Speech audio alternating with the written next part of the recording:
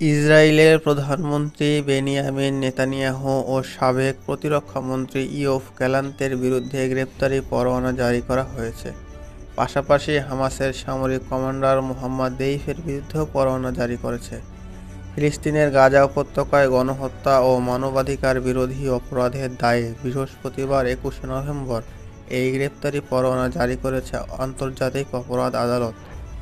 আইসিসির এক বিবৃতিতে বলা হয়েছে, আদালত দুই ব্যক্তি বেনিয়ামিন নেতানিয়াহু ও ইয়োভ গ্যালান্তের বিরুদ্ধে মানবাধিকার বিরোধী অপরাধ এবং ৮ই অক্টোবর ২০২৩ থেকে ২০শে মে ২০২৪ পর্যন্ত সংগঠিত যুদ্ধাপরাধের জন্য গ্রেপ্তারি পরোয়ানা জারি করেছে। বিবৃতি অনুযায়ী নেতানিয়াহু ও গ্যালান্ত ইচ্ছাকৃতভাবে ও জ্ঞাতসারে গাজার বেসামরিক জনগণকে খাদ্য, পানি, ঔষধ, চিকিৎসা সামগ্রী সরবরাহের পাশাপাশি জ্বালানি ও বিদ্যুৎসহ তাদের বেঁচে থাকার জন্য অপরিহার্য বস্তু থেকে বঞ্চিত করেছে বলে বিশ্বাস করার যুক্তিসঙ্গত কারণ রয়েছে।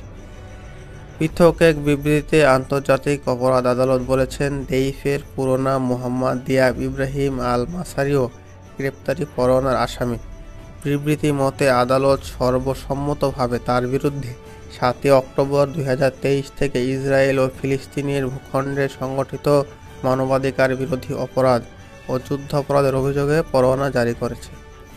দেইফের বিরুদ্ধে অভিযোগের মধ্যে আরও রয়েছে ইসরায়েলি ভূখণ্ডে রকেট নিক্ষেপ এবং ৭ই অক্টোবর হামলা চালানো, যে হামলায় সহস্রাধিক ইসরায়েলি নিহত হয়।